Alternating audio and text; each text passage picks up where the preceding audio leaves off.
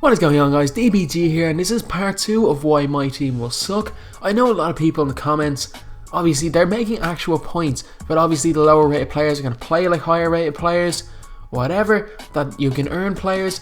But the thing is, they're not looking at the bigger picture. They're looking at the small things, like yes, you can earn maybe 1 diamond.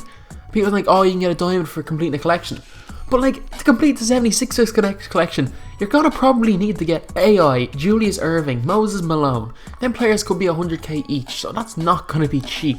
It could cost 500k for a diamond, which is a lot of MT for people that don't spend money on the game.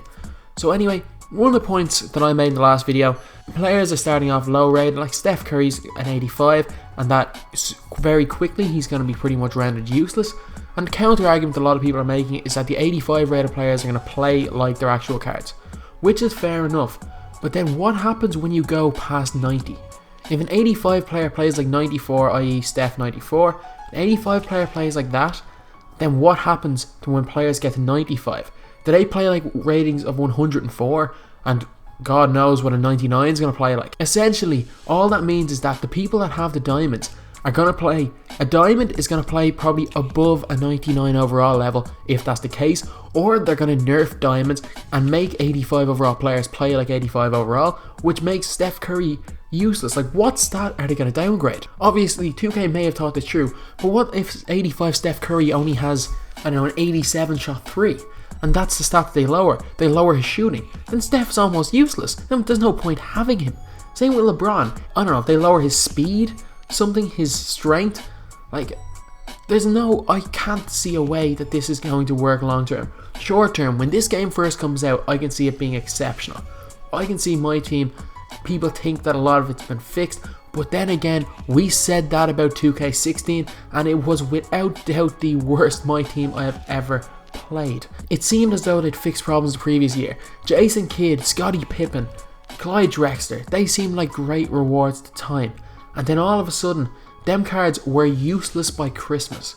They had absolutely no use by Christmas, and the game came out in October. 2K, obviously with Community Day, none of these mad rating players have been released, so obviously people are giving good impressions. When you first get a game, nearly everyone loves it. Everyone and all the other Community Days love the game, and NBA 2K16 in my opinion was just the worst 2K, well, from a My Team standpoint. Obviously I don't play really any other game modes.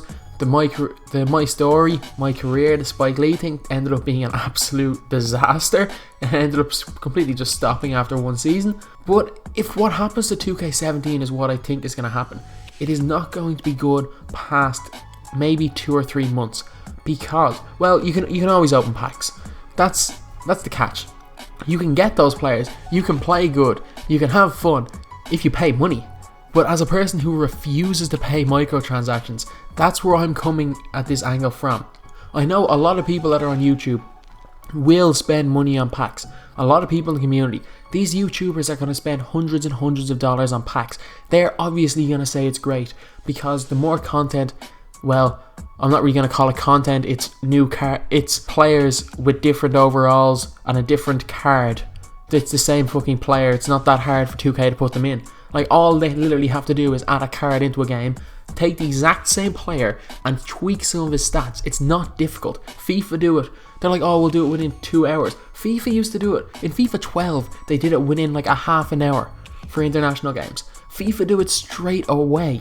So it's not difficult to do. People are acting like this is a big thing. It's not hard. If 2K aren't lazy with the game mode, which they have been in previous years, it's not difficult.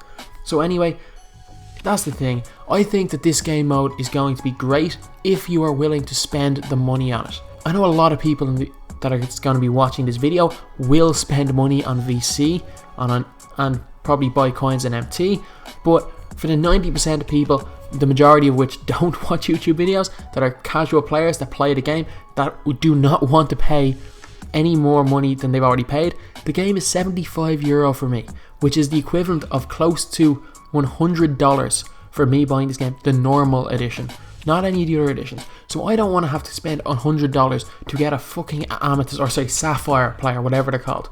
I could spend €100 on top of the nearly $100 I've spent. So, which will be total, I know, $250 total on everything. And what will I get? I don't know, a couple of golds, a couple of sapphires, a highest rating of 85 out of the gate. No thanks. That is really not what I want out of a game. I want to pay $60 and at least have a chance of getting a good team. I know in Madden it's possible. It's very, very easy to get good teams, and in FIFA it's more difficult.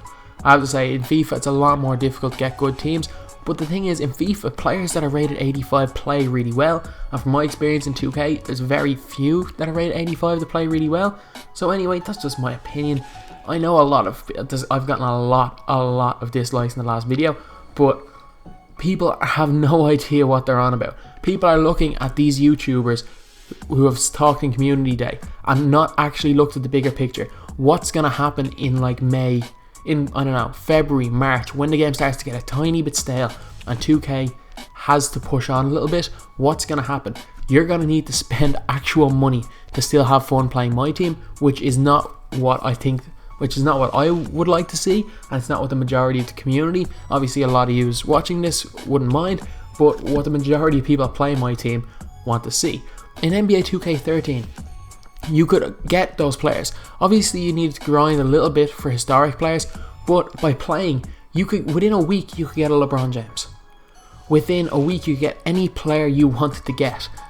And then there was the VC glitch, which you get in a couple of hours, but that's a different story. This is going to be the hardest game to get good players. Even in 2K14, it was really, really, really easy to get good players, because if you got a gold, you could sell them back for nearly the cost of that pack, and you knew what players you were going to get because you were going to team packs. So yeah, this is just my opinion. I think more than likely NBA 2K17 MyTeam is going to be an absolute cash grab, and I'm just warning you guys in advance, if you want to have fun playing the game mode, be ready to spend a lot of money. So anyway, as always, thanks for watching. Please like, comment and subscribe.